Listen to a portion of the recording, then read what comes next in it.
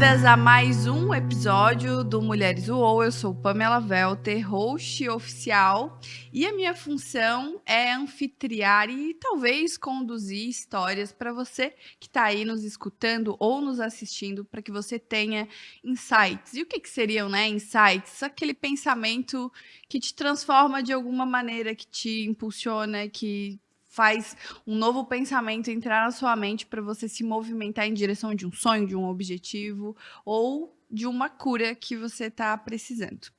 E hoje talvez a gente vai falar com muitas mulheres que precisam de cura, porque o nosso tema, mais uma vez, é sobre luto e mais uma vez porque a gente recebeu muitos pedidos.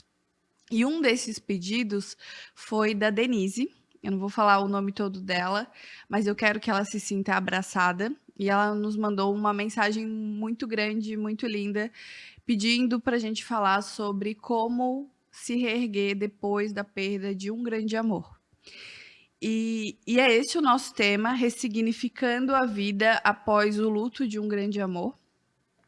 Eu trouxe mais uma vez a Lu.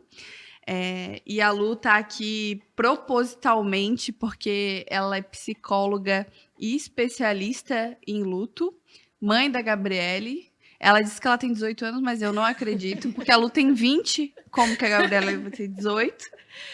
E ela vai nos ajudar a conduzir duas histórias da Silvia e da Diana. A Silvia, ela é mãe da Maria Luísa e do Lorenzo. Ela é uma lagiana que mora há 20 anos em Floripa. Advogada que se reinventou aí depois de uma série de acontecimentos que a gente vai conversar hoje. E a Diana é mãe do Caleb, esposa do Jefferson, que se foi há 1 ano e meio. E ela vai falar também sobre a sua reinvenção e de como ela hoje está aqui de pé e dizendo que é possível sim continuar a vida mesmo quando dói, porque dói, né? Dói, mas é possível. E eu queria apresentar nesse episódio a Lu Figueiredo como sendo host oficial do Mulheres UOL para todas as vezes que a gente for falar sobre esse assunto. Acho que tecnicamente ela é muito mais capacitada do que eu. Eu falando aqui no início que eu me abalo realmente muito facilmente. Eu acho que para conversar com pessoas que passaram por essa experiência precisa ser uma pessoa isenta e eu não consigo ser. Eu não consigo, eu mergulho, eu choro, eu sinto a dor. E por isso, Lu, bem-vinda ao Mulheres UOL. Obrigada pelo convite, estou bem feliz, né? Surpresa, né? Cheguei aqui hoje sabendo disso e estou bem feliz mesmo, viu? Obrigada. E eu espero que a gente faça lindos episódios nesse sentido de curar, né? Antes de a gente começar e ligar essa câmera que vai para 13 países do mundo, eu falei para elas que a nossa intenção ela é genuína em vários aspectos. Em mulheres amando outras mulheres, em mulheres inspirando outras mulheres, em mulheres curando, sim, outras mulheres. Então, escute esse podcast com o coração aberto. Bem-vindas. Obrigada. Lu, eu queria que tu ficasse à vontade para conduzir essa mesa e hoje eu sou co-host. Ok. Um pouquinho de paciência para iniciante, né? Mas, enfim, meninas, acho que a gente falar sobre luto é sempre um momento da gente abrir algo que é muito sagrado dentro de nós, né? Eu costumo falar muito, né, nas minhas redes sociais, que é onde a gente guarda o nosso relicário, né? Onde a gente guarda aquilo que é mais sagrado pra gente. E abrir essa história, né, num episódio onde muitas pessoas vão ter acesso, com toda certeza é um lugar onde vocês estão abrindo realmente algo muito íntimo, e eu espero que vocês se sintam muito à vontade aqui, muito acolhidas, e principalmente, né, para que a gente possa realmente chegar nesse espaço com muito cuidado e carinho, como precisa ser feito, né? E parabéns pela coragem. Obrigada. É verdade.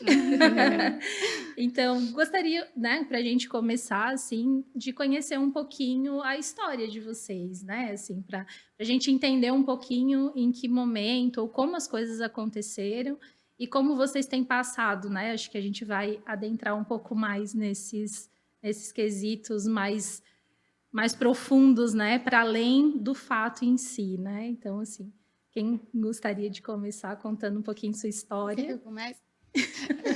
Então, meninas, primeiro eu queria agradecer a oportunidade. Como eu estava pensando mais cedo, eu acho que a doação desse tempo para poder tocar alguém que está passando por isso. Porque a gente só sabe que acontece muito quando acontece com a gente, né? Então, a minha história foi que eu já tinha a Malu, né? Minha filha que fez 11 anos sexta-feira, minha preciosidade. E casei e engravidei do meu segundo filho.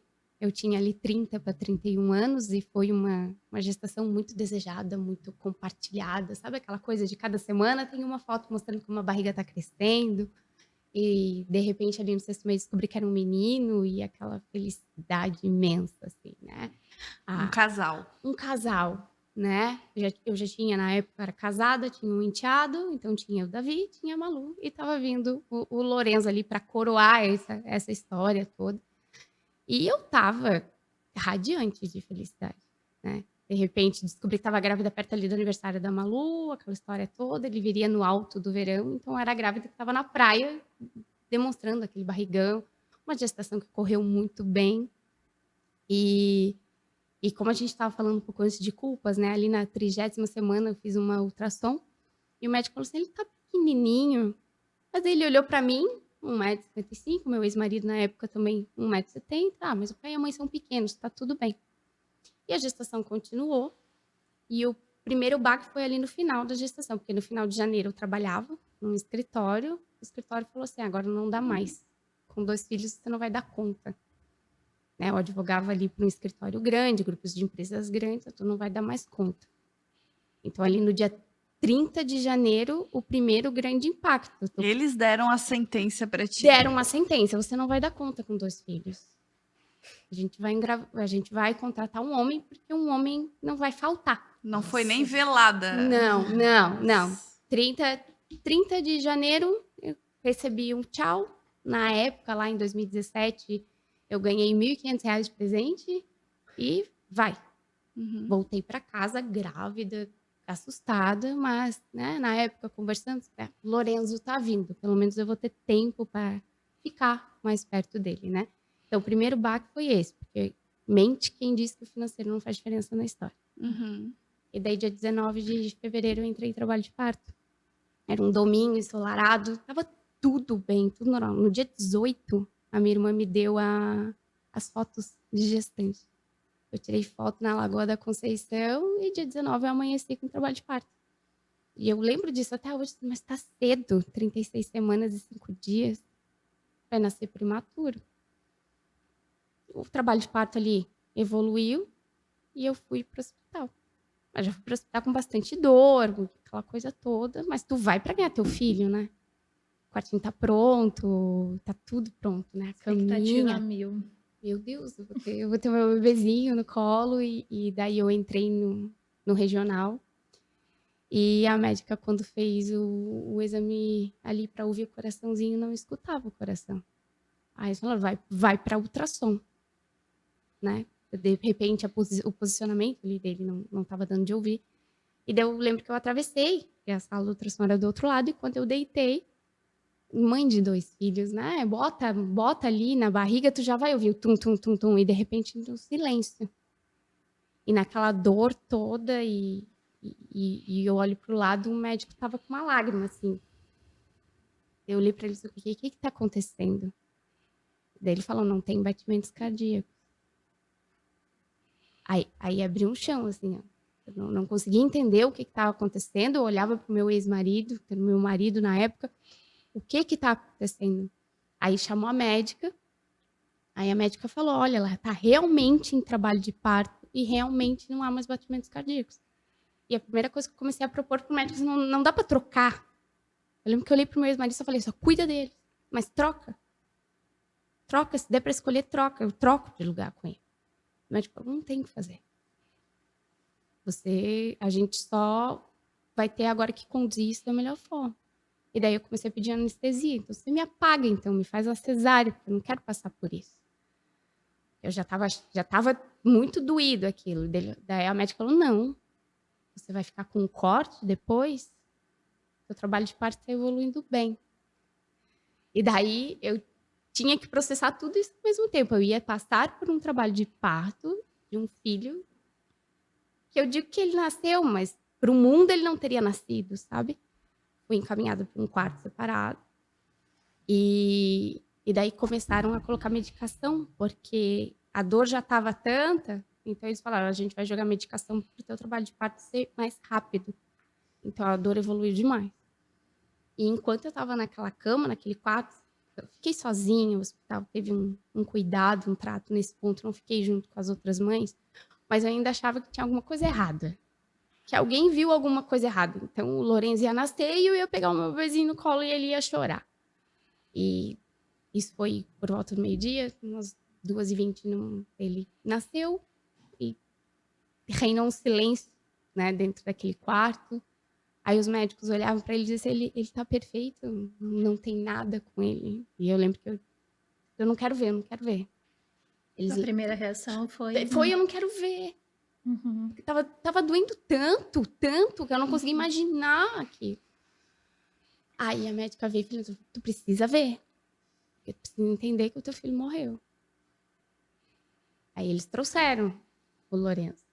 E tem um arrependimento, foi de não ter tirado foto com ele. Só que tava doendo tanto, porque a única vez que eu peguei meu filho no colo, ele tava vestidinho de touquinha, ele era lindo. Mas quando eu beijei a testa dele, ele tava gelado. O olho não abriu. E eu lembro que eu falava, fiquei tão pouco tempo com ele, né? E a minha doula falou, não, você ficou bastante tempo com ele no colo. Mas era tão pouco. E de repente ter que entregar porque eu era obrigada a mandar ele para uma autópsia. Porque uma mãe saudável, um bebê saudável, não tinha nenhuma deformidade, tinha que saber o que estava acontecendo. Aí eu lembro que a Luísa, que era a madrinha do Lourenço, veio correndo para o hospital e ela no pé da cama falou assim para mim, tá doendo em todo mundo, mas a única coisa que você precisa fazer é lembrar o que você vai fazer daqui para frente. O que você vai pegar com isso e você vai fazer. E daí o Lourenço foi para autópsia e parto normal, coisa de meia hora depois eu estava tomando meu banho, e daí eu fui para o hospital, aí eu pedi para ir embora. Eu te digo que eu estava no quarto andar do regional, assim, calor, sabe? Eu abria a janela, eu olhava assim para baixo e eu não via mais o porquê tá aqui. Aí, na época, eu fui para casa, e daí eu acho que veio a segunda parte mais difícil, foi me despedir dele. Porque tu entra num velório e tu vê uma caixa que é do tamanho de uma caixa de sapato. E eu lembro que eu ficava assim, com o ouvido, sabe? No caixão, esperando ele chorar, ou alguém falar que aquilo tudo era um grande pesadelo. E isso não acontecia, né? Aí o velório terminou, aí tu ganha aquela primeira atenção naquela semana, porque todo mundo te dá uma atenção, e de repente todo mundo vai. Viver a sua vida, né? Sim. E daí entender que as pessoas precisavam viver a sua vida. E o que eu ia fazer com a minha? Eu tinha ficado sem trabalho, eu tinha ficado sem meu filho, meu casamento já não estava bem antes da gravidez, e dali foi para pior. Né? Porque cada um reage do luto de um jeito, meu marido não chorava, não falava, eu entendia que ele não amava. Né? E eu fiquei muito sozinha, porque o Lourenço morreu no domingo, a gente se despediu na segunda, na terça-feira ele levantou e foi trabalhar. Ficava sozinha num apartamento, cuidava da Malu de manhã, alguém levava lá na escola porque eu não queria sair de casa. Foi tudo muito difícil naquele ano. Então, Quero lá em cima. entender assim o que eu ia fazer com aquilo, porque eu estava me sentindo sem capacidade para recomeçar, eu não tinha cabeça, o meu capital de trabalho é um capital intelectual, se minha cabeça não estiver boa, como é que eu vou trabalhar? Não é um serviço braçal que tu repete, né? É um serviço zero capacidade de trabalhar, daí sem capacidade, aí o casamento ruim, e deu 4 meses, porque daí não tinha uma resposta, porque o Lourenço morreu, deu 4 meses, a gente descobriu que quem tinha um problema era eu. Uma doença no sangue completamente assintomática, trombofilia. Então, aí, se já estava ruim, ficou pior. Porque daí, se eu já achava que eu devia ter prestado mais atenção, aí eu me autodenominei a culpada pela morte do meu filho. O que é a doença causa? A trombofilia, ela é, a grosso modo, é o sangue grosso. Então, o que aconteceu na gestação do Lourenço? Quando você está com hormônios, a placenta na parte de trás foi morrendo. E ele não foi recebendo nutrição suficiente. Só que como não aparecia na ultrassom, eu não tinha nenhum sintoma, ninguém nem imaginava. Só que daí, a partir daquele momento, é que foi se investigar. E daí a médica falava assim, ó, quem podia ter morrido era você. A tua filha mais velha nasceu porque tinha que nascer, porque tu tem isso, é teu. Aí eu caí em depressão. Aí o casamento não estava bom, eu não conseguia voltar a trabalhar. Aí a gente foi ficando cada vez mais distante, né? Meu ex-marido tinha umas características muito próprias de viver uma vida paralela, então eu ficava muito sozinha. Eu saía às 6 da manhã, chegava meia-noite. Eu estava sempre sozinha, sempre sozinha. Aí eu fui vendo que o tempo estava passando e aquela dor daquelas frases, você vai ter outro filho? Não vou, nunca mais vou correr o risco de passar por isso. A Malu crescendo. Aí eu me dediquei a cuidar dela e tentar me levantar. Você botou a filha como um sentido de vida. Eu olhei Pra para dar ela, conta. eu olhei para ela e vi que ela precisava, né? Uhum. Então, ela precisava, mas daí só o tempo me ensinou que eu precisava estar bem para ser uma boa mãe, né? Aí 1 ano e 2 meses depois que o Lourenço morreu, meu casamento terminou. Pedi o divórcio. Aí eu lembro que eu sentei no sofá da minha sala, pedi o divórcio porque eu estava sendo traída, então eu acabei descobrindo. Eu lembro que eu sentei no sofá da sala, olhei pro teto e falei, Deus, eu não tenho mais força para aguentar mais nada. Mais nada, por favor. E daí foi uma época de dificuldade financeira muito grande, porque vocês lembram que eu não estava conseguindo trabalhar, né? Eu estava dependente ainda financeira dele. E foi onde eu tive que começar do negativo, né? Eu muitas vezes não tinha... Eu olhava para a comida e dizia, quem vai comer é a Malu, não eu. E a Malu, muito inteligente, olhava para mim e dizia, mãe, por que eu só vejo você tomando café? Não, filha, tá tudo bem. Tudo bem. Vamos indo, vamos se reinventando. E quando chegou esse processo de muita saudade do filho, mas sem trabalho, tendo que recomeçar, minha família mora no interior. Então não tinha a casa do pai e da mãe para correr, né? Aí eu fui buscar me autoconhecer. Aí eu fui me encontrar, eu encontrei consolo no budismo. Aquele momento de acolher essas vivências e do que você faz com essas vivências, né? Uhum. E daí eu comecei a pegar eu digo que o luto do Lourenço é uma árvore bem grande que nasceu no meio da sala da minha casa. Eu não queria aquela árvore não era para estar ali, não é normal ter uma árvore no meio da sala. Eu já chutei muito essa árvore, chorei muito no pé dessa árvore, não aceitei ela. Só que daí com o processo de autoconhecimento eu passei a ver beleza nela. Então, a dor existe, a saudade existe, sempre existe. Até hoje eu tenho dificuldade de pegar nenês meninos no colo. Menino eu pego, menino eu cuido, menino dá aquela trava, sabe? E eu vi o nome do Lourenço, daí eu me desmonto, porque ainda tenho uma saudade muito grande disso.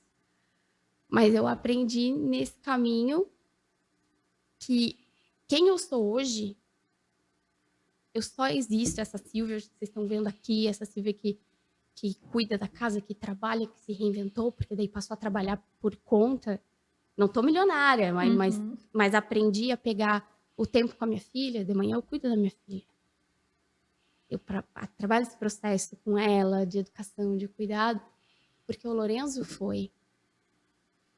Eu tive que pegar aquela Silvia que existia antes, que achava que não podia fechar um contrato sozinha, que não tinha capacidade de trabalhar, que eu tinha que trabalhar para os outros, que eu tinha alguém para segurar. A ida dele me ensinou que eu podia fazer tanta coisa. E hoje eu passo por problemas, desafios, porque eles se vestem com outras roupagens, com outras situações, mas quando tá muito difícil, eu sento no sofá e falo, você já pegou teu filho morto nos braços, você já abraçou um caixão do tamanho de uma caixa de sapato, e você tá aqui.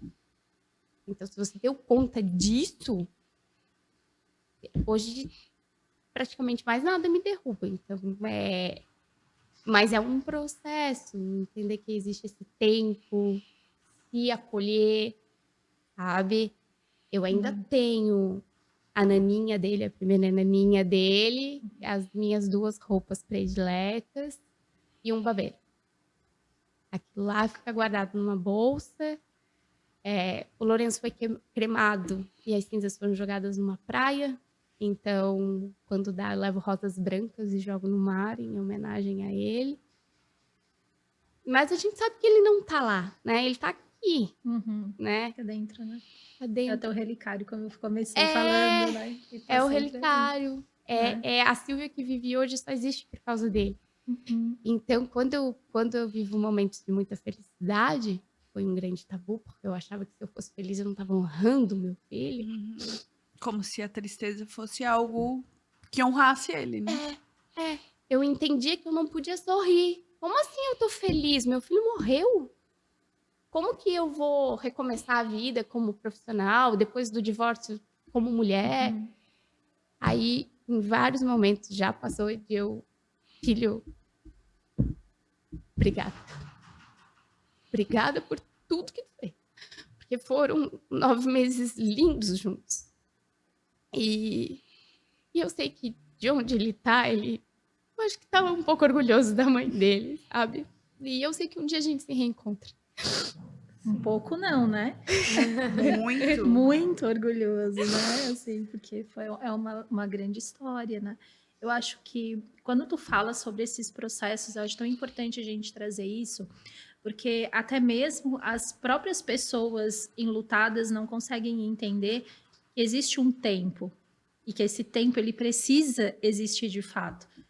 E aí as pessoas ao redor acham que o luto ele é só tristeza. Só que o luto não é só tristeza, ele é um conjunto de coisas. É um casamento que começa a ruir, é uma vida financeira que você não tem condição de trabalhar porque isso é abalado, e aí você tem filho para cuidar e não consegue mais se ver como uma boa mãe, e não tem mais um lugar no mundo, e engloba tantas coisas juntos, né? Você trouxe muito sobre todos esses processos, porque afeta todos os papéis que uma mulher tem na sua vida, né? Em todas, não tem como em nada você não se conhece mais como amiga, como mulher, como filha, como mãe. E aí as pessoas que olham, né? E muitas vezes a gente acha que é só porque a gente está triste, mas tem muita coisa acontecendo ao mesmo tempo, né?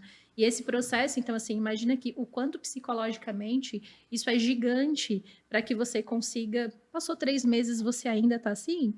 É muito grande isso, é gigante para em tão pouco tempo, né? Então, assim, existe um tempo do luto e existe um tempo cronológico, e as duas coisas não batem. Né? Então, vocês provavelmente devem sentir isso muito, né, muito forte, que não bate, então são coisas bem diferentes. E o quanto a gente precisa desse tempo da ressignificação, né, como você falou, né? O tempo de se reencontrar e de entender que a beleza no luto, porque do outro lado só existe sofrimento. Então, a gente, né, que a gente chama do crescimento pós-traumático. De um lado, é só dor, sofrimento e finitude, né? E do outro lado existe crescer com tudo isso.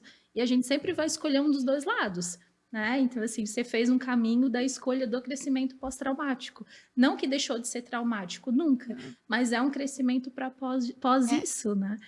É bem isso. Porque há quem não saia dessa dor. A mãe Há quem não saia. que não se recupera, que vive em estado depressivo, né? O trauma ainda ficou, porque se você quer me perguntar se quer ter outro filho, não. Eu morro de medo de correr o risco de passar por isso de novo. Eu tava até comentando com ela. Porque eu aguentei uma vez. Não sei se eu tenho força para a segunda. Porque é muito emblemático. É algo que eu decidi durante o meu luto, é que a gente tem a escolha de passar pelo luto sorrindo ou chorando sempre. Eu escolhi passar pelo meu luto sorrindo, né? Aprendendo, dando significado para minha vida através da dor, porque tu vai chorar, mas tu também pode sorrir quando tu chora, porque na Bíblia diz que o choro dura uma noite, mas a alegria ela vem. É uma promessa de Deus. A alegria, ela vem pela manhã. Deus colheu todas as tuas lágrimas.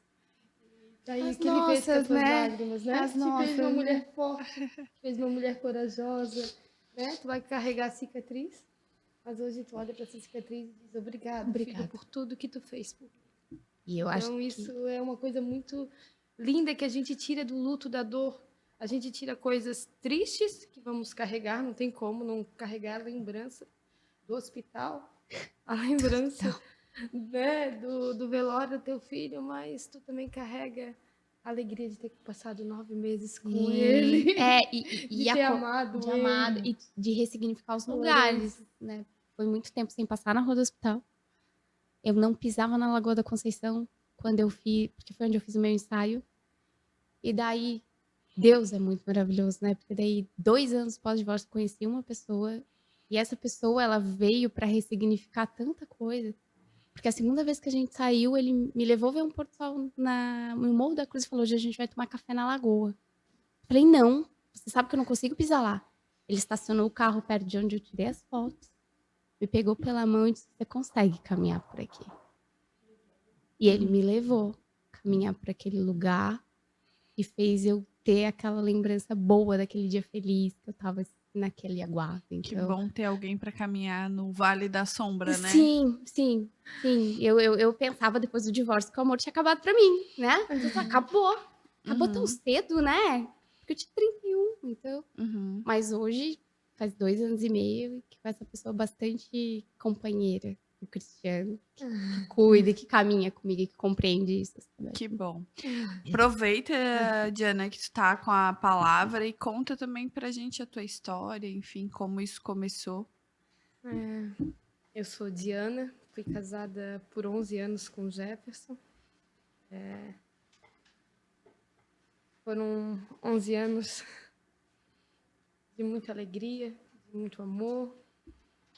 Tivemos um filho, Caleb, hoje tem 4 anos.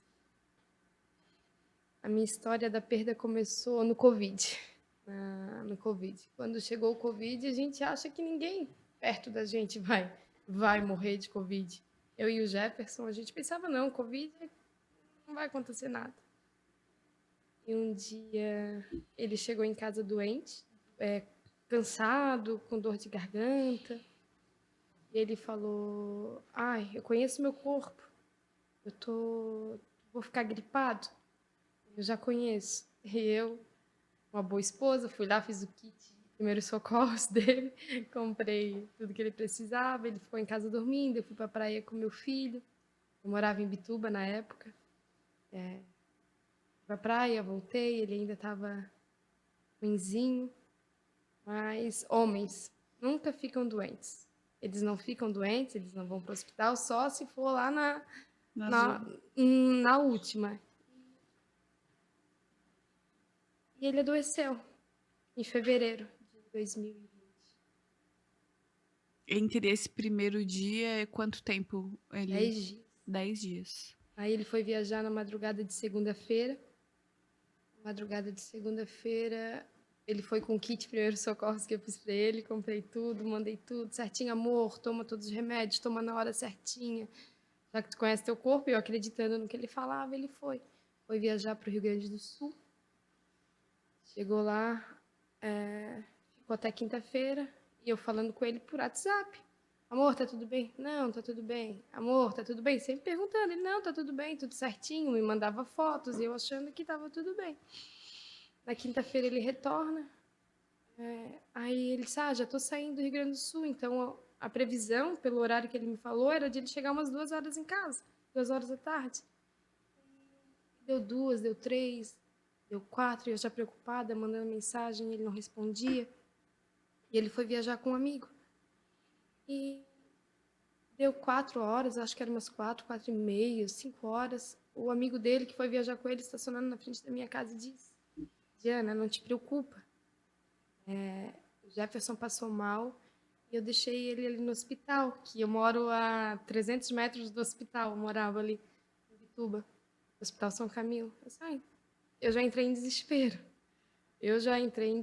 Mas daí eu liguei pro meu cunhado, e ele foi até o hospital, foi verificar. O meu outro cunhado, que também trabalhava, meus dois cunhados trabalhavam com o Jefferson, foram ver ele no hospital, porque como era suspeita de Covid, a gente não tinha acesso. Então, a partir do momento que a pessoa entrava no hospital, tu não tinha mais acesso a ela. Então, a última vez que eu vi meu marido foi na segunda-feira, que ele foi viajar. Ele voltou, quinta foi internado. A médica entrou em contato, disse que domingo provavelmente ele estaria em casa, no máximo domingo ou segunda-feira ele ganharia alta. E eu esperando. Aí meu marido adorava pudim de leite, eu fiz o pudim de leite. Eu tinha feito pudim de leite para esperar ele voltar na sexta-feira, né? Que sexta-feira era o dia do pudim de leite. Mandei pudim de leite, achando que ele estava bem. Mandei pudim de leite para ele, mandei as coisas que ele gostava para o hospital, para ele poder comer. Aí ele não comeu, mandou tudo de volta.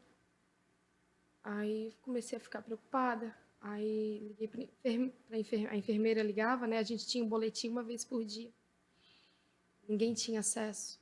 A pior coisa é ver alguém ir embora e tu não poder estar perto dela. Não poder estar ali, porque quando alguém fica doente, o que a gente faz? A gente vai para o hospital ficar junto com ela. A gente vai para o hospital e quer ficar com ela. E eu não podia. A minha notícia dele era pelo WhatsApp mas ele também não podia ter o WhatsApp o tempo todo. E pelo boletim diário. Sábado, ele vai embora no domingo, a gente só está cuidando da saturação. Aumentando a saturação, ele vai embora. Domingo, estamos cuidando da saturação. Não melhorou, ele vai ficar mais hoje, amanhã tem um boletim. Aí foi passando os dias. Ele foi chegou entubado. Eu ia perguntar isso. E Aí- ele estava consciente até Tava. então? Ele ficou consciente até domingo. Aí domingo ele me mandou uma mensagem meia-noite. Deus é tão bom que ele mandou uma mensagem meia-noite, te amo. Eu respondi, eu tava com o celular na mão e respondi, te amo. Aquela foi a última vez que a gente se comunicou. E ali ele foi entubado, ele sabia que ia ser entubado, mas não me falou nada. Eu soube no outro dia, quando a médica me deu o boletim, era umas 11 horas da manhã, meu pai estava lá em casa. O Jefferson foi entubado. Quando ele foi entubado, meu mundo caiu, porque ele vinha para casa na segunda, e na segunda ele foi entubado. Então ali eu já era crente, cria em Jesus, né? Eu fiquei todos os dias orando, dizendo a Deus, Senhor, por favor, acrescenta anos na vida dele. Senhor, manda ele para casa. Senhor, eu ia orar no hospital. Quando tu falou da rua do hospital, hoje eu não consigo passar na rua do hospital, porque a gente orava embaixo da janelinha onde ele estava na UTI. Eu ia todos os dias orar ali, pedir para Deus ter misericórdia dele, deixar ele voltar para casa, porque ele tinha um filho de 3 anos, que ele esperou muito para ter. O quarto filho dele, ele sempre quis um menino, e nós tivemos um menino, né? Então, ele era apaixonado. A Ana, minha enteada, eu ficava pensando, Deus, não deixa meu filho sem pai, não deixa, não deixa. E eu vivia para ele. Eu era dona de casa, eu tinha uma vida bem estável, eu era dona de casa. Só esperava meu marido e cuidava do meu marido e do meu filho. Isso ele foi internado. Dali, ele só foi piorando. Aí passou terça, quarta, quinta, os médicos me dando boletim diário de que ele só piorava. Os médicos tentaram todos os antibióticos possíveis. Ele fez hemodiálise. Ele fez 2 hemodiálises, o coração dele aguentou nas 2. Aí eu sabia que já estava difícil de reverter a situação, mas eu, como uma boa cristã, eu acreditava que até o último segundo, se é da vontade de Deus, ele dá vida no último segundo. Ele é o dono da vida, ele é quem dá e ele é quem tira. Eu falei, Senhor, tudo bem. Num domingo, meio-dia. Se o Senhor não quer, ele volte para casa, tudo bem. E eu falei embaixo da janelinha do hospital, onde ele estava. Amor, tudo bem, pode ir. Pode ir, amor, pode ir que eu cuido do Caleb. Aí eu cantei para ele. Deus me deu, Deus tomou. bendito seja o nome do Senhor. Entreguei a vida dele para Deus. E fui para casa caminhando, que era o meu caminho. Eu fui para casa, o Senhor sabe. Eu fui para casa adorando Ele. Eu fui falando, Senhor. Eu fui cantando para casa, para Deus. Entregando a vida dele. Que seja feita a vontade de Deus, porque se Ele me deu, Ele tem o direito de tirar. No outro dia, no mesmo horário que eu ia orar todos os dias, o Senhor levou o Jefferson. E Deus foi tão bom que nem deixou eu estar lá, embaixo da janelinha. Eu fiquei com a minha sogra, que ela estava lá em casa, ela estava com Covid e a gente não sabia. Eu fiquei em casa cuidando dela. E eram 2h30, o irmão dele chegou lá em casa. Eu achei que ele chegou lá em casa para me falar a respeito de alguma coisa da empresa, porque até então o Jefferson tocava tudo, eu só ficava em casa, cuidando do meu filho. Eu ainda tinha uma pessoa que me ajudava, então eu tinha uma vida muito bem tranquila, bem estabilizada. Tinha alguém que me ajudava de segunda a sexta em casa. Era tudo tranquilo. Então eu pensei, eles estão vindo aqui para falar alguma coisa da empresa, né? Resolver algumas coisas, porque era época de pagamento. Chegaram lá, senta que a gente quer conversar. Aí, em nenhum momento eu tive confiança. Aí eles me falaram. Aí eles falaram, infelizmente, o Jefferson não tá mais aqui, ele foi. Ali o meu chão se abriu. Eu não acreditei. Mas Deus é tão perfeito que meu filho nunca dorme à tarde. E naquele dia o Senhor deu descanso, soninho pro meu filho. Meu filho nunca dormiu à tarde, nunca dormiu à tarde. O meu filho estava dormindo, o Senhor cuidou do meu filho até a hora. O Senhor disse assim, vou deixar teu filho dormindo para te poder chorar, porque a pior coisa é tu chorar na frente do teu filho. E meu filho não entendia o que estava passando, porque o pai dele chegava todo dia em casa para tomar café, o pai dele almoçava conosco, a gente jantava todos os dias juntos, nós tínhamos uma rotina.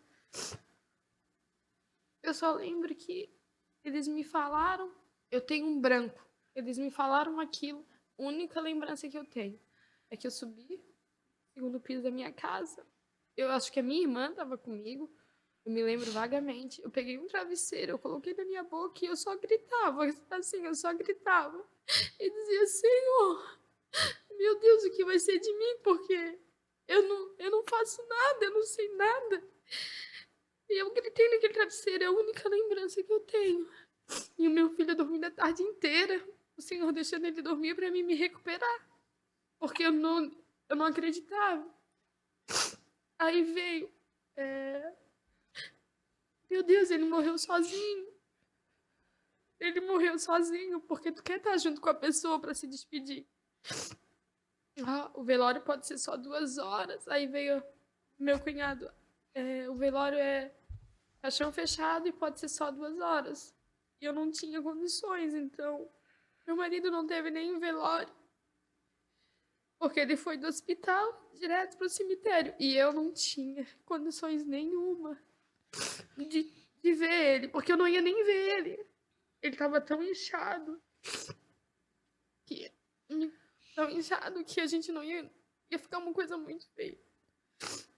Então, quem levou, nem eu nem a mãe dele conseguimos ir, foi o irmão dele, os amigos e a minha enteada muito corajosa. Ela foi muito corajosa, ela e a mãe dela, Karina, e mais algumas pessoas, mas nem enterro ele teve, sabe? Então hoje eu fico só com a lembrança dele saindo de casa de madrugada para ir viajar. Porque o Covid fez essas coisas com a gente, sabe? A gente não poder se despedir, a gente não poder estar perto, a gente não poder dizer tchau. Mas eu sei que Deus tá cuidando de tudo, porque dali começou o meu processo, igual o teu. A dona de casa, que não sabia fazer nada, o marido administrava a empresa. O que eu vou fazer, meu Deus? Eu lembro que eu tinha R$250 na conta. Eu tinha R$250 na conta. O Jefferson cuidava de tudo. E eu acordei assim, no outro dia eu fui trabalhar. Trabalhar, né? fui para a empresa, porque nós tínhamos funcionários, ele faleceu, mas a vida de todos os funcionários continuava, eles tinham que trabalhar, tinha que colocar asfalto, tinha funcionário dentro do porto para, né, terceirizado, então a vida continuava, eu não podia e não tinha, né, não tinha como. E teve uma pessoa muito especial que Deus colocou, que me ajudou, eu sou muito grata ao Ricardo, meu cunhado, a minha sogra, meu outro cunhado, a minha cunhada, a Nelma, cunhada Nelma, meu cunhado Robson, que durante esse tempo me ajudaram. E o Ricardo, meu cunhado, foi o que me deu apoio lá na empresa para... Agora eu tenho que cuidar, não tem jeito, levanta e vamos. E eu fui. E cuidei da empresa do jeito que eu podia, o Ricardo foi o que mais cuidou. E ali eu aprendi algumas coisas. Aprendi que eu podia, que eu dava conta, que eu conseguia, mas que eu tinha que ir, que eu tinha que levantar, que eu podia chorar, mas eu chorava no horário do almoço, quando saíam para almoçar. Quando todo mundo saía para almoçar da empresa, eu chorava. Quantas vezes eu entrei em desespero no horário do almoço? Quantas vezes eu entrei em desespero à noite? Mas de dia eu estava ali, sorrindo, tocando a vida, porque é o que ela falou. A vida continua e a gente não tem o que fazer. A gente chora todo dia. Eu sinto a falta de falar assim, até hoje eu sinto. Amor, quer quantos pães pro café? Ah, traz 2 doces e 2 trigo. Amor, tu veio almoçar? Não tenho, porque hoje ele era o meu companheiro de almoço, ele era o meu companheiro do café da manhã, ele era o meu companheiro do sushi, que aprendeu a comer sushi comigo, não gostava. Ele era o meu companheiro, ele era o meu amigo, ele era com quem eu brigava, porque nem ninguém para brigar eu tinha mais, ninguém para nada. Ficou um vazio, ele simplesmente foi. É muito difícil esse simplesmente ir e não voltar, porque ele saiu para voltar e não voltou mais, e faz 1 ano e meio que ele não volta para casa. E às vezes eu acho que não é verdade, mas a gente tem que continuar a vida, porque o Senhor me deixou o Caleb, e eu sei que o Caleb, eu falei para elas ali fora, que o Caleb é um cuidado do Senhor, porque o Senhor sabia que eu ia ficar viúva, porque Deus sabe o nosso futuro, o nosso presente e o nosso passado. E o Senhor já sabia que eu ia perder meu marido, que eu ia ficar viúva, então ele já deixou meu filho. Hoje ele é meu companheiro.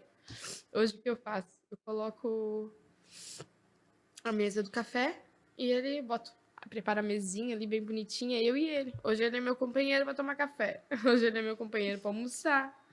Hoje ele é o meu companheiro. O Senhor sabia que eu ia passar por tudo isso. E eu passei. E hoje eu troco gás. Eu não sabia trocar gás. Hoje eu pago todas as contas. Hoje eu pago o documento do carro. Hoje eu calibro o carro. Hoje eu faço tudo que tu me pedires para fazer, eu faço. Porque o Jefferson fazia tudo. E eu aprendi que a Lá gente no começo pode. eu tenho certeza que tu pensava que tu nunca ia conseguir fazer nada, né? Quando faltou Porque gás esse é lá o em casa. primeiro pensamento que Eu tem, fiquei né? com vontade de te perguntar, Diana, sobre tu não se revoltou com Deus no momento. Nenhum momento. Eu ia pro culto, eu chorava, chorava, chorava, chorava. Mas Deus sabe que em nenhum momento eu disse, Senhor, por quê? Por que o Senhor fez isso? Por quê? Não, em nenhum momento eu disse, tudo bem, Senhor. E teve uma vez que eu estava muito, muito triste, muito. Eu fui para um culto, eu chorei a noite toda, chorei a noite toda. Eu chorei o culto, fui para casa, chorei. Aí um amigo meu me mandou um louvor que falava assim, ó, e para quem tá ouvindo, e é um louvor, uma música que eu levo até hoje no meu coração, que fala assim, ó. Tá chorando por quê? Se você tem um Deus que cuida de você e jamais te esqueceu, Ele sabe de tudo que você tá passando e mandou te dizer que Ele tá cuidando. Então eu sempre soube que Deus estava cuidando. Eu sempre tive a certeza. E eu tô de pé hoje é porque Deus está cuidando. Semana passada, Dia dos Pais. Dia difícil. Eu chorei muito sozinha. porque eu não gosto de transparecer para o meu filho. Porque eu falo que o pai dele é uma estrelinha, que o pai dele mora com Jesus, né? Que o pai dele cuida da gente. Então eu não posso chorar se eu digo para ele que o pai dele tá bem. Eu digo para ele, teu pai agora é uma estrelinha, filho. Ele mora lá com Jesus, ele cuida da gente lá de lá. Então a gente chora, mas eu digo assim, ai, Senhor, enxuga minhas lágrimas. Espírito Santo, eu digo que é o poder de Deus aqui na Terra. Eu digo pro meu filho que assim, ó, é que tem os heróis, né? O da Marvel. Eu digo, o Caleb, Espírito Santo é o poder de Deus aqui na Terra, são os heróis de Deus aqui na Terra. Então, filho, e daí eu falo assim, Espírito Santo, enxuga minhas lágrimas, eu não aguento, eu não quero chorar, eu não quero. Quando eu vejo, cadê as lágrimas? Eu te perguntei isso porque essa semana eu faço discipulado e essa semana a gente estudou um livro sobre Deus é bom. E daí o autor falava sobre isso, né? Era fácil antes ele dizer que Deus era bom porque nada tinha acontecido na vida dele. Ele não tinha passado por nenhuma grande provação, enfim, né? Ele tinha uma família, saúde. Então, para ele era muito fácil dizer que Deus era bom. Mas que quando uma adversidade chegou na vida dele, né? Que foi ele teve um filho com uma filha com um problema congênito. E ela nasceu e ela sobreviveu durante 2 anos com muitas dificuldades. E ele disse assim que a partir dali ele teve que exercitar ele ressignificou, inclusive isso. Porque antes era muito fácil, mas quando acontece uma coisa dessa e tu olha para tua vida e dizer, por que comigo, né? Eu nunca pequei de uma maneira que eu merecesse algo. E tem coisa que a gente não vai entender realmente, é isso que é a fé e a beleza dela, né? A gente não entende o porquê daquela situação, como ela faz sentido na obra final. Mas ela faz. É o processo de Deus que te torna mais forte. Eu conhecia Deus, já era convertida, mas quando aconteceu essa perda assim inesperada, 10 dias, acabou, cadê? Eu era dona de casa, com uma pessoa que me ajudava em casa, então eu só cuidava do meu filho, levava para a escola, coisa e tal. Quando aconteceu isso que eu perdi tudo, porque eu perdi tudo, gente. Eu perdi a vida financeira, eu perdi meu marido, eu perdi tudo. Múltiplos papéis, né? Eu São fiquei múltiplos. assim, ó, sem carro, sem dinheiro, com dívidas, contas atrasadas. Mas eu sei que tudo foi um processo e é um processo de Deus na minha vida, porque hoje eu dou muito valor a tudo, a tudo. Hoje eu dou muito valor a tudo que Deus fez na minha vida, porque esse processo de Deus, esse vale da sombra da morte, me fez sorrir, me fez mais forte, me fez aprender a ser uma mulher forte e corajosa. Mas a minha força e a minha coragem não vem de mim, vem de Deus. Porque todos os dias eu digo, Senhor, me ajuda. Sozinha eu não consigo. E Deus não dá mais do que a gente pode carregar. Ele dá aquilo que tu suporta carregar. E ele sabia que eu conseguiria suportar aquilo. Só que é uma escolha minha passar sorrindo ou passar triste. É uma escolha minha suportar ou não a dor. Tem um livre-arbítrio. Tu vai poder escolher aprender com a dor ou ficar encausulada e ficar ali. Eu escolho todos os dias ser feliz. Tem dia que eu quero, tipo, Semana Dia dos Pais era um dia que eu não queria. Mas, ai, Senhor, tem meu filho. Ai, eu fiquei tão feliz, meu filho. Ai, tem o papai e vovô, mamãe. Traz o papai e vovô na minha escola. Aí foi lá o meu vô, a alegria dele apresentar. Então, o Senhor vai cuidando de tudo isso. Então, quando eu vi que meu filho, eu sofro mais do que o meu filho. Sabe, eu sofro por ele. A gente sofre quando a gente perde alguém, porque eu não perdi meu marido, eu perdi o pai do meu filho. Hoje eu faço o papel de mãe e pai do meu filho. Então, só que para ele não é a figura. Eu não sou a figura masculina. Ele precisa de uma figura masculina. Então, ele levou o meu pai. E o Senhor cuidou que meu pai era mais assim, né? Hoje, meu pai já é bobo, foi lá todo bobo na escola, sabe? O Senhor mexeu até um pouquinho ali com o coração do meu pai, já amoleceu o coração do meu pai. Ele vai lá. E eu sei que tem muita gente que está passando por essa dor do luto, mas eu quero que vocês tenham a certeza que a alegria vem, ela vem pela manhã. O Senhor é a tua força, o Senhor é a tua coragem, o Senhor é a tua alegria. O Senhor é a paz que excede todo entendimento. E eu consegui passar. E às vezes eu falava assim, ó, por que eu tô sorrindo? Eu perdi meu marido, as pessoas vão achar que eu não tô sofrendo. Meu Porque Deus, eu não Aham. amava que eu ele. não né? amava ele. Mas o Senhor traz uma paz pro teu coração que tu não consegue explicar. E essa paz é uma paz que excede tudo que tá fora. Ô Lu, deixa eu te perguntar, até pensando assim nessa parte e pra gente se encaminhar, porque a gente, né? A gente começa a ouvir a história, né? E assim, e psicólogo já gosta de uma história, né? Eu vou te fazer essa pergunta e daí quero que tu encerre como, né? Talvez com uma mensagem para essas pessoas que estão passando por essa situação. Às vezes escuta, né, a história da Diana, a história da Silvia, e se conecta mais com uma ou mais com outra. Mas sabe o que eu percebo? Como a espiritualidade é um refúgio para o luto. Eu queria que tu falasse um pouco sobre isso. Com certeza. A espiritualidade, ela é uma das bases de segurança, né? Que a gente entende que ela faz muito sentido, né? Então, assim, os amigos, a família, a espiritualidade, a própria psicologia, né? São formas que a gente tem de ter suporte. E a espiritualidade, com toda certeza, ela traz respostas que o enlutado busca. Então, assim, cada um dentro da sua fé, né? Independente, vai buscar uma resposta. O porquê que eu tô passando isso? É a pergunta que vem, né? Por que comigo? Por que eu? E a gente vai buscando isso na resposta de alguém superior que nos dá. Então, isso pode trazer um aconchego ou isso pode trazer um inconformismo. Então, muitas pessoas têm muita revolta, como, né, ela comentou ali, né, que ela ficou mais revoltada. Tem pessoas que têm esse tempo de processar, sabe? Essa questão mesmo da raiva, né? Da revolta com Deus, de perguntar por que eu, até chegar o momento de se perguntar por que não eu, né? O que eu tenho tão diferente assim que não poderia ser comigo, né? Então, assim, hoje muitos dos meus pacientes já chegam nesse lugar, né? Por que não comigo? Hoje eu me pergunto já isso, né? Por que eu achava que eu era tão especial assim e hoje eu já vejo que não, eu sou humana como todo mundo, né? Não sou especial que ninguém. Mas a espiritualidade, ela é uma base de segurança que traz respostas. Tanto que muitas pessoas, elas trocam de religião no luto. Né? Tem pesquisas que mostram isso, que é muito natural, que a pessoa troca por aquela que dê mais respostas, pela aquela espiritualidade que mais acolha, aquela que seja uma comunidade mais engajada, sabe?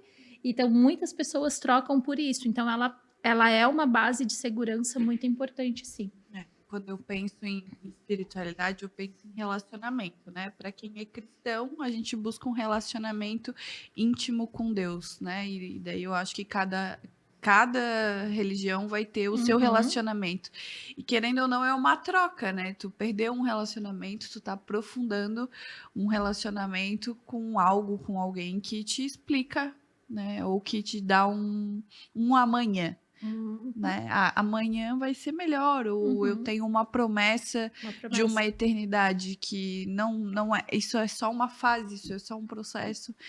Então eu consigo entender que a gente, desde sempre, né? Se tu for ver a questão da humanidade, ela sempre busca uma questão do maior, né? Do espiritual, tem que ter algum sentido. Esse mundo, essa terra, essas pessoas e tudo conspirar em prol da vida, né?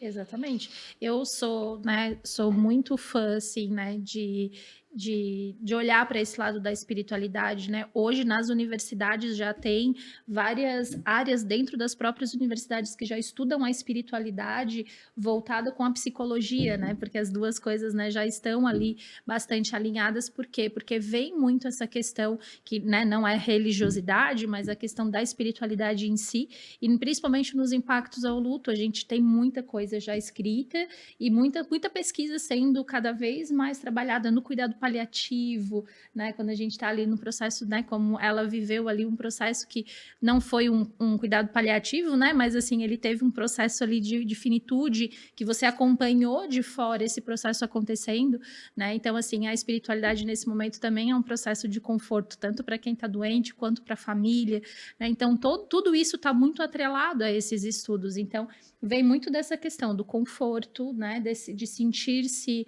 amado, né, cuidado, né, como ela trouxe tão bem nas palavras dela, né, o quanto a espiritualidade, se ela se sentiu, como é que eu posso dizer, cuidada mesmo, né, amada, por cuidada, né, Deus, sabe? Em nenhum momento ele me deixou.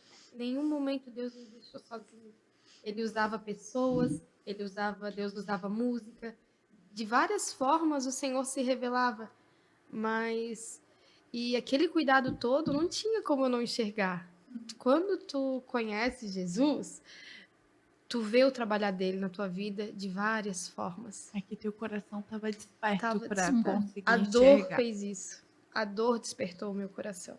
A gente conhece o Senhor de ouvir falar e depois a gente conhece o Senhor de caminhar com Ele. E quando a gente caminha com Ele na dor, é só quem passa pelo luto, pelo processo, e cada um escolhe uma religião, né? Uma forma de buscar uma ajuda ou um porquê, uma resposta do porquê.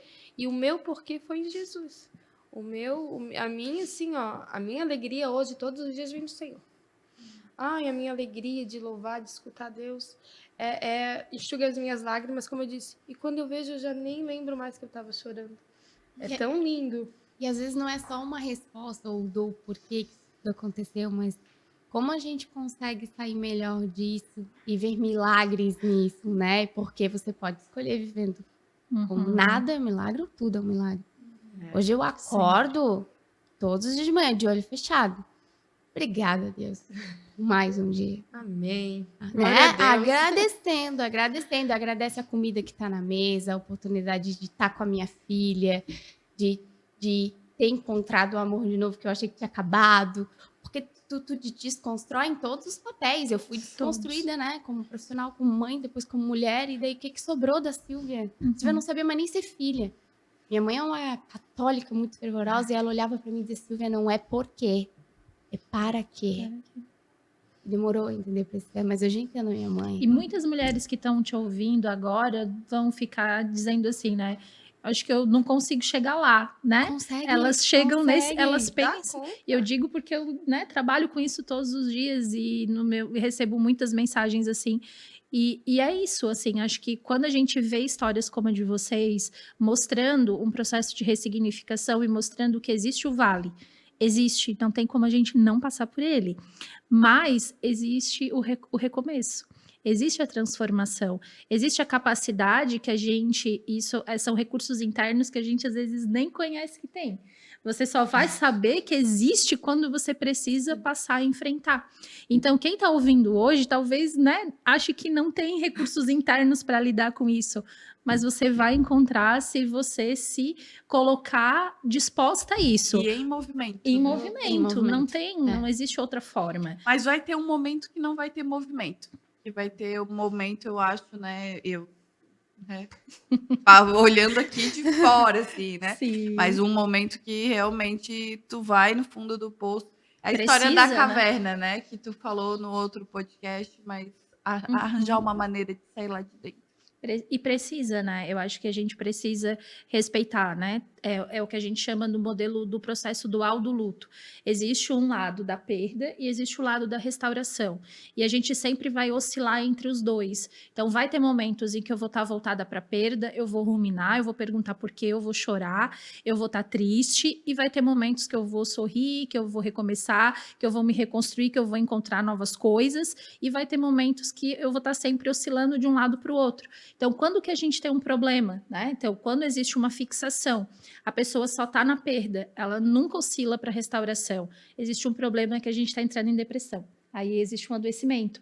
E quando a pessoa só está na restauração, ela só quer sair, só quer festar, não quer olhar para a perda de forma nenhuma, existe uma negação. Então, a gente também tem um problema, precisa ajudar ela a acessar essa experiência da perda, né? Então, quanto mais existe essa oscilação, então, eu choro, fico triste, vou lá e saio, e recomeço e volto, como tu disse, né? Vou lá, trabalho, faço e vou para casa e choro no intervalo.